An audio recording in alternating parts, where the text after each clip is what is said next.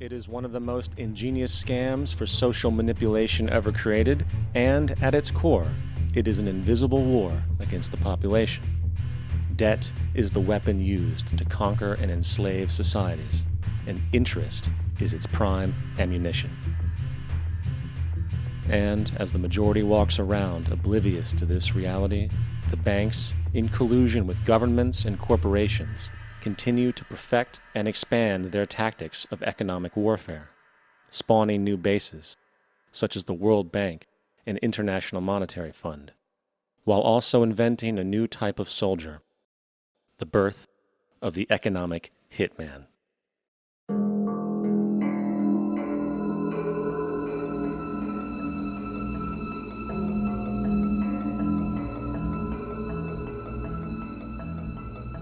We economic hitmen really have been the ones responsible for creating this first truly global empire. And we work many different ways.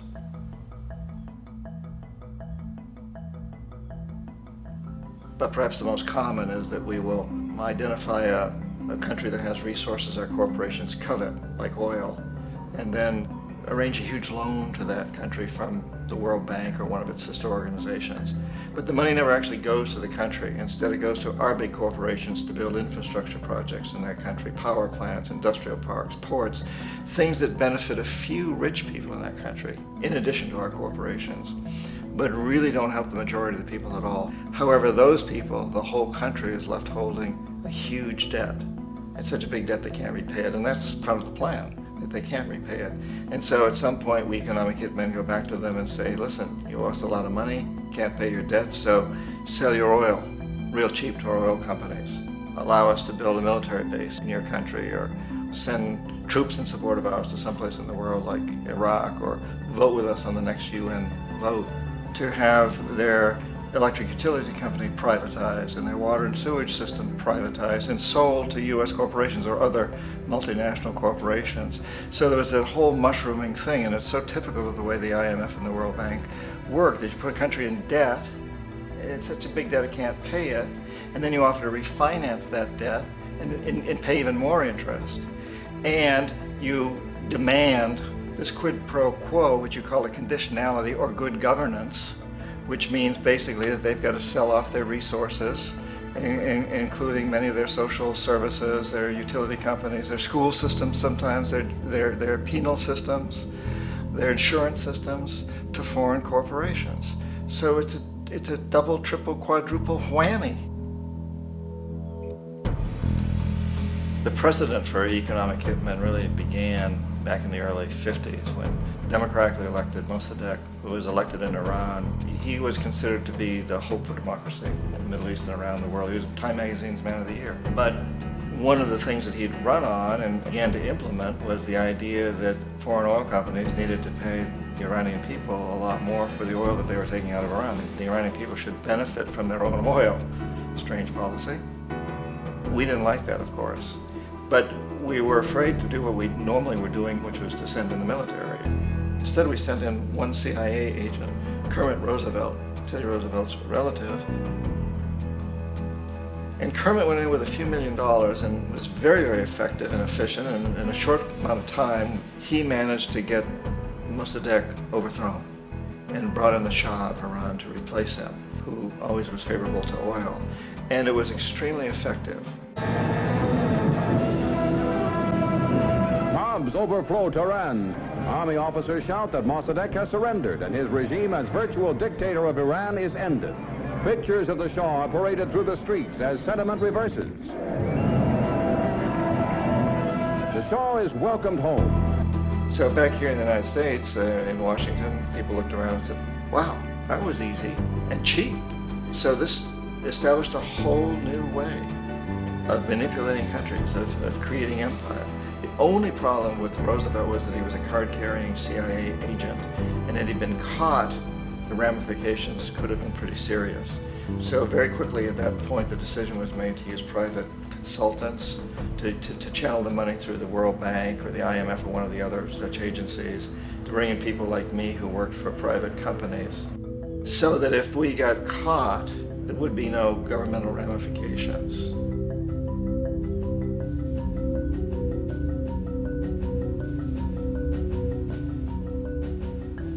When Arbenz became president of Guatemala, the country was very much under the thumbs of United Fruit Company, the big international corporations. And Arbenz ran on this ticket that says, we want to get the land back to the people.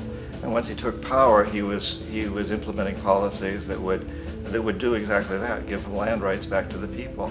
United Fruit didn't like that very much. And so they hired a public relations firm, launched a huge campaign in the United States to convince the United States people, the citizens of the United States, and the press of the United States, and the Congress of the United States, that Arbenz was a Soviet puppet, and that if we allowed him to stay in power, the Soviets would have a foothold in this hemisphere. And that at that point in time was a huge fear on everybody's mind, the Red Terror, the Communist terror. And so, to make a long story short, out of this public relations campaign came a commitment on the part of the CIA and the military to take this man out. And in fact, we did. We sent in planes, we sent in soldiers, we sent in jackals, we sent everything in to take him out, and did take him out. And as soon as he was removed from office, the new guy that took over after him basically reinstated everything to the big international corporations, including United Fruit.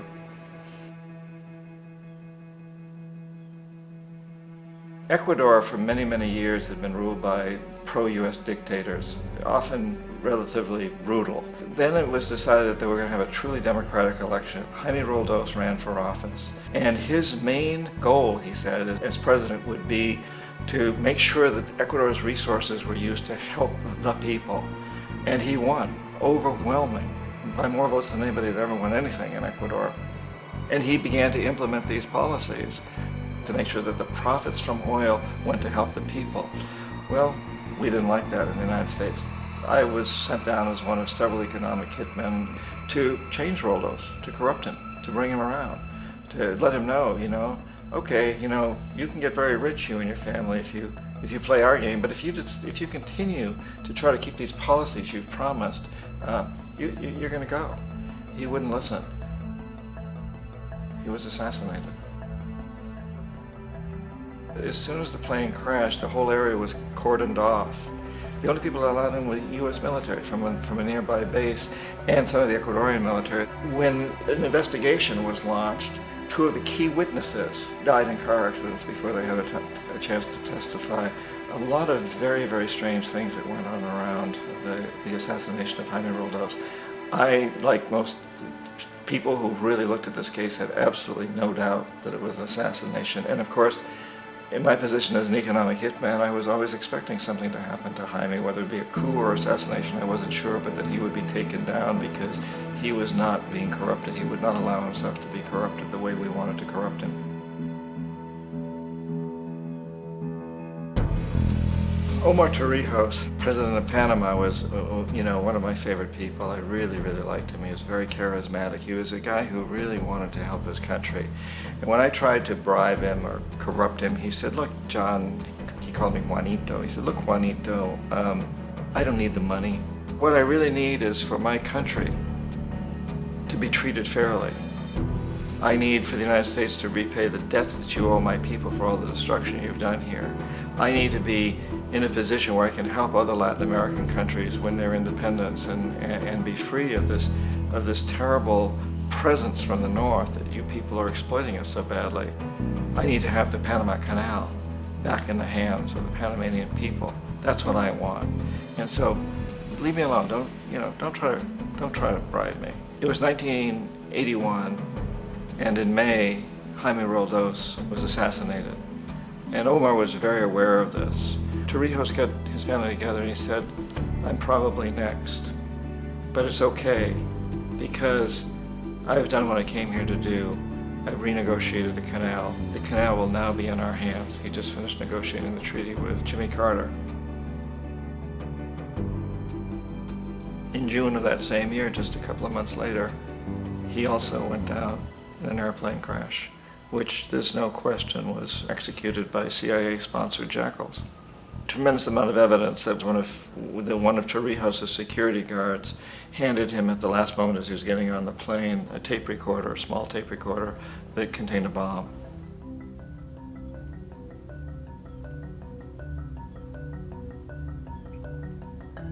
It is interesting to me how this system has continued pretty much the same way for years and years and years, except the economic hitmen have got better and better and better. Then we come up with, very recently, what happened in Venezuela. In 1998, Hugo Chavez gets elected president, following a long line of presidents who had been very corrupt and basically destroyed the economy of the country. And Chavez was elected amidst all that. Chavez stood up to the United States, and he's done it primarily demanding that Venezuelan oil be used to help the Venezuelan people. Well, we didn't like that in the United States. So in 2002, a coup was staged, which is no question in my mind, and most other people's minds, that the CIA was behind that coup.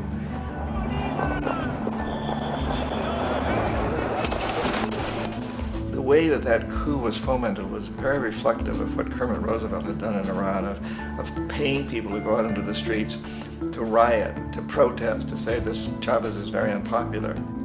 You know, if you can get a few thousand people to do that in television, and can make it look like it's the whole country, and things start to mushroom. Except in the case of Chavez, he was smart enough, and the people were so strongly behind him that they overcame it, which was a phenomenal moment in the history of Latin America.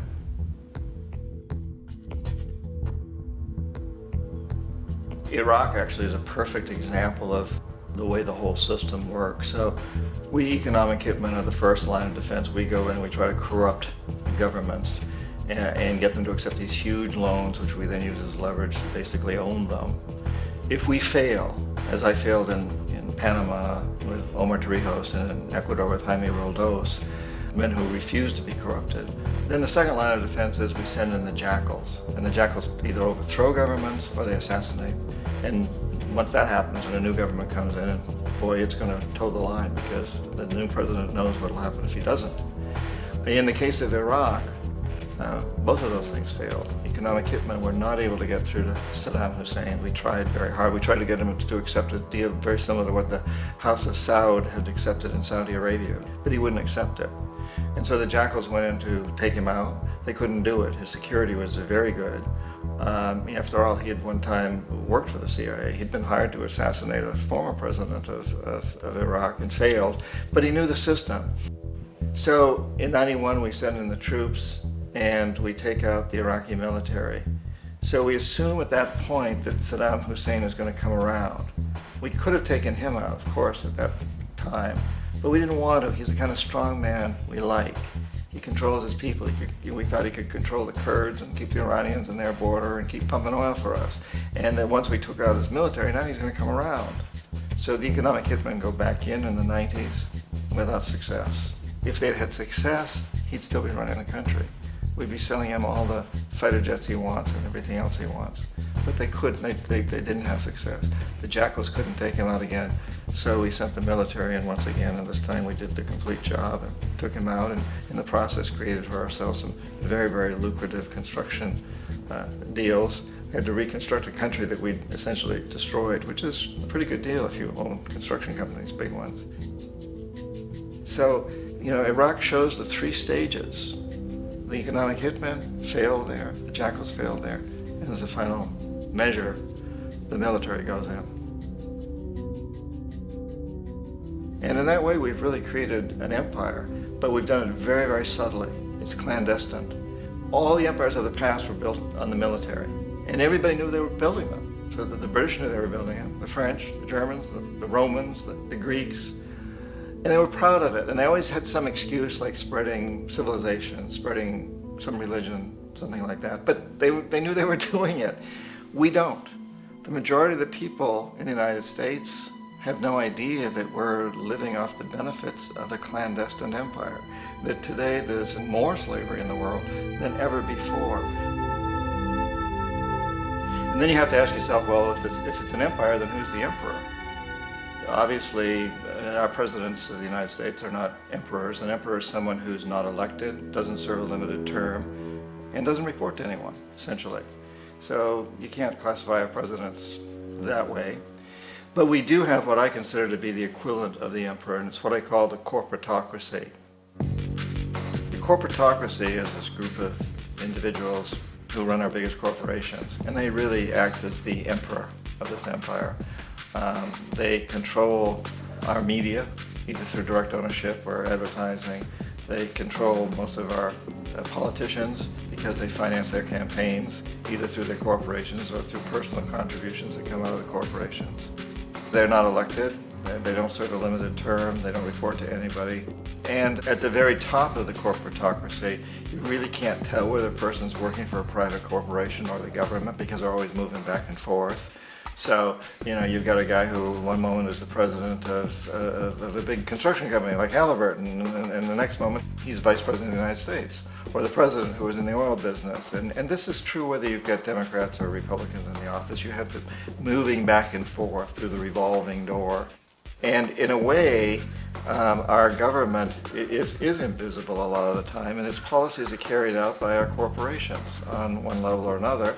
And then again, the policies of the government are basically forged by the corporatocracy and then presented to the government. They become government policy. So it's an incredibly cozy relationship. This isn't a conspiracy theory type of thing. These people don't have to get together and plot to do things. They all basically work under one primary assumption, and that is that they must maximize profits regardless of the social and environmental costs.